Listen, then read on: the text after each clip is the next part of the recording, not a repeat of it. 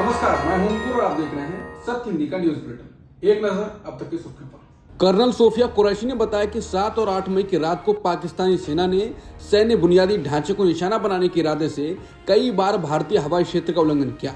इतना ही नहीं, पाकिस्तानी सेना ने नियंत्रण रेखा पर भारी कैलिबर के हथियारों से भी गोलीबारी की।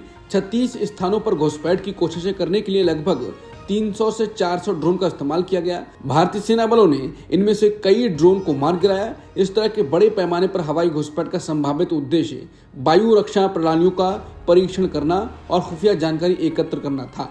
ड्रोन के मलबे की फॉरेंसिक जांच की जा रही है। शुरुआती रिपोर्टों से पता चलता है कि वो तुर्की के ड्रोन हैं। विंग कमांडर व्योमिका सिंह ने प्रेस कॉन्फ्रेंस में बताया कि पाकिस्तान आम लोगों को ढाल बना रहा है। उन्होंने कहा कि पाकिस्तान ने 7 मई को रात 8:30 बजे बिना उकसावे के ड्रोन और मिसाइल हमला करने के बावजूद अपना नागरिक हवाई क्षेत्र बंद नहीं किया। पाकिस्तान नागरिक विमानों को ढाल के रूप में इस्तेमाल कर रहा है, ये अच्छी तरह से जानते हुए कि भारत पर उसके हमले से भारत से तुरंत हवाई रक्षा प्रतिक्रिया मिलेगी। ये भारत और पाकिस्तान के बीच अंतर्राष्ट्रीय सीमा के पास उड़ान भरने वाले अंतर्राष्ट्रीय विमानों सहित नागरिक विमानों के लिए सुरक्षित नहीं है। 24 घंटे में पाकिस्तान के दूसरे असफल हमले के बाद भारत ने बड़ी कार्रवाई के संकेत दिए हैं। 8 मई को भारत पर पाकिस्तान के दूसरे ड्रोन और मिसाइल हमले के बाद तीनों सेनाओं के प्रमुखों और चीफ ऑफ डिफेंस स्टाफ ने 9 मई को यानी आज रक्षा मंत्री राजनाथ सिंह से मुलाकात की। यह उच्च स्तरीय बैठक पाकिस्तान द्वारा 8 मई की रात को जम्मू कश्मीर, राजस्थान और पंजाब में करीब 50 ड्रोन और 8 मिसाइलें दागे जाने के बाद हुई। रक्षा मंत्रालय के प्रवक्ता ने कहा कि बैठक में तैयारियों की समीक्षा की गई और भारत अपनी संप्रभुता की रक्षा करने और अपने लोगों की रक्षा करने के लिए पूरी तरह से तैयार है। भारत पाकिस्तान के बीच युद्ध के हालात बने हुए हैं। चंडीगढ़ और अंबाला में शुक्रवार को हवाई हमले की चेतावनी दी गई। चंडीगढ़ में सेना की वेस्टर्न कमांड है, NIA का भी दफ्तर है। अंबाला में एयरफोर्स स्टेशन मौजूद है। तनाव के बीच केंद्र सरकार ने एक नोटिफिकेशन जारी किया है। इसमें कहा गया है कि सेना प्रमुख चाहें तो वो टेरिटोरियल आर्मी के अफसरों जवानों को बुला सकते हैं। टीए अर्धसैनिक बल हैं जो जरूरत पड़ने पर सेना की मदद करती है। उधर गृह मंत्रालय ने राज्यों और केंद्र शासित प्रदेशों को इमरजेंसी पावर का इस्तेमाल करने का आदेश दिया है।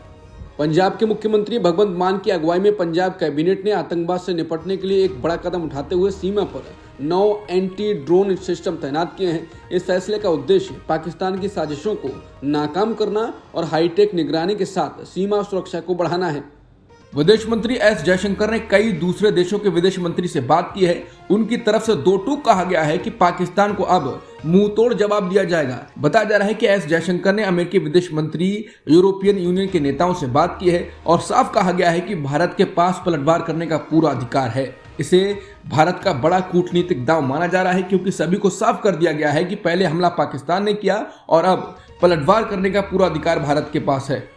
RSS प्रमुख मोहन भागवत ने ऑपरेशन सिंदूर के लिए सरकार की तारीफ की है और कहा कि पाकिस्तान के अंदर हमले भारत की सुरक्षा के लिए जरूरी थे। उन्होंने कहा है कि ऑपरेशन सिंदूर की वजह देश का जोश और स्वाभिमान में इजाफा हुआ है। पूरे देश को न्याय दिलाने की इस कार्रवाई ने पूरे देश के स्वाभिमान और मनोबल को बढ़ाया है। उन्होंने कहा कि राष्ट्रीय संकट की इस घड़ी में पूरा देश सरकार और सेना के साथ भावना और कार्रवाई में खड़ा है। जम्मू कश्मीर में सीमा पर पाकिस्तान की गोलीबारी के बीच मुख्यमंत्री उमर अब्दुल्ला ने कहा है कि बहुत नुकसान हो गया, पाकिस्तान अब हथियार डाल दे, नहीं तो उनका ही नुकसान होगा। उमर अब्दुल्ला ने कहा कि पाकिस्तान की तरफ से आम लोगों को निशाना बनाने की कोशिश की गई। जम्मू शहर पर ड्रोन से हमला करने की कोशिश की गई। 71 के युद्ध के बाद पहली बार जम्मू को निशाना बनाया गया है। हमारे सुरक्षा के जवान ने सभी ड्रोन को नाकाम कर दिया। एक भी ड्रोन निशाने तक नहीं पहुंचा। कश्मीर में भी निशाना बनाने की कोशिश की। सीएम उमर अब्दुल्ला ने कहा कि यह हालात हमने नहीं बनाए हैं। पहलगाम में हमारे लोगों पर हमला हुआ, बेगुनाह लोगों को मारा गया, उसका हमें जवाब देना था। अब पाकिस्तान की तरफ से इसे बढ़ाया जा रहा है। इसमें पाकिस्तान को ना फायदा है और ना ही कामयाबी होगी। बेहतर होगा कि वो अपने बंदूक को खामोश करे। कल रात जो हुआ वो बढ़ावा देना चाहते हैं, इससे उन्हें ही नुकसान होगा। अक्ल से उन्हें काम लेना चाहिए। गुरुवार रात पाकिस्तान के ड्रोन और मिसाइलों से हमलों को भारत ने नाकाम कर दिया, जिसके बाद पाकिस्तान फिर सस्ती चाल पर उतर आया है। पाकिस्तानी सेना की हताशा भरी चाल में उसने फिर जम्मू कश्मीर के सीमावर्ती शहरों को निशाना बनाने की रणनीति अपनाई और गोलीबारी की। भारतीय सेना ने कहा कि पाकिस्तानी सैनिकों ने कश्मीर में कई बार संघर्ष विराम का उल्लंघन किया है। बीएसएफ ने बताया कि गुरुवार रात कश्मीर के सांबा क्षेत्र में घुसपैठ की एक बड़ी कोशिश को नाकाम कर दिया गया। रॉयटर्स की रिपोर्ट के मुताबिक नाम न बताने की शर्त पर एक सुरक्षा अधिकारी ने बताया कि शुक्रवार को भी उरी क्षेत्र में भारी गोलीबारी जारी रही। रॉयटर्स की रिपोर्ट में कहा गया है कि अधिकारी ने कहा कि उरी सेक्टर में गोलीबारी में कई घरों में आग लग गई और वो क्षतिग्रस्त हो गए। रात भर की गोलीबारी में एक महिला की मौत हो गई और 3 लोग घायल हो गए। शुक्रवार को अमृतसर में 2 घंटे से अधिक समय तक सायरन बजते रहे और निवासियों को घरों के अंदर रहने के लिए कहा गया। पाकिस्तान के रक्षा मंत्री ख्वाजा आसिफ ने बीबीसी को बताया कि पाकिस्तान ने कमर्शियल एयरलाइंस को पाकिस्तानी हवाई क्षेत्र का इस्तेमाल करने से बचने की सलाह दी है।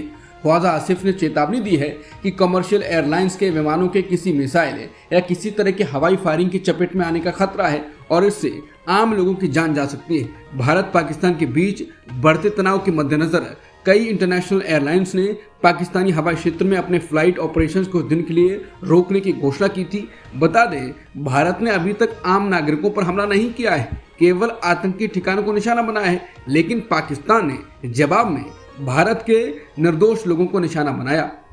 भारत पाकिस्तान तनाव के बीच बीसीसीआई ने आईपीएल को लेकर बड़ा अपडेट दिया है। आईपीएल 2025 को 1 हफ्ते के लिए सस्पेंड कर दिया गया है। बता दें कि बीते दिन धर्मशाला में खेला जा रहा पंजाब दिल्ली के बीच चल रहा मैच पाकिस्तान के हमलों के चलते रद्द कर दिया गया था। पाकिस्तान के हमलों की कोशिशों के बीच भारत अपनी तरफ से पूरी तरह तैयार है। राजस्थान के जैसलमेर में शाम 6 बजे से सुबह 6 बजे तक ब्लैकआउट रहेगा। इस दौरान गाड़ियों की आवाजाही बंद रहेगी। दरअसल ऑपरेशन सिंदूर से बौखलाए पाकिस्तान ने गुरुवार रात को ड्रोन, मिसाइल और भारी गोलीबारी के साथ भारत पर हमला करने की कोशिश की थी, जिसको भारत ने नाकाम कर दिया था, जिसके बाद जम्मू से लेकर राजस्थान के शहरों में ब्लैकआउट किया गया। भारत पाकिस्तान तनाव के बीच अमेरिका के पूर्व पेंटागन अधिकारी माइकल रूबिन ने पाकिस्तान पर तीखा हमला बोला है। माइकल रूबिन ने पाकिस्तान को विफल राष्ट्र करार देते हुए कहा कि अमेरिका को पाकिस्तान को आतंकवाद प्रायोजक राष्ट्र घोषित करना चाहिए।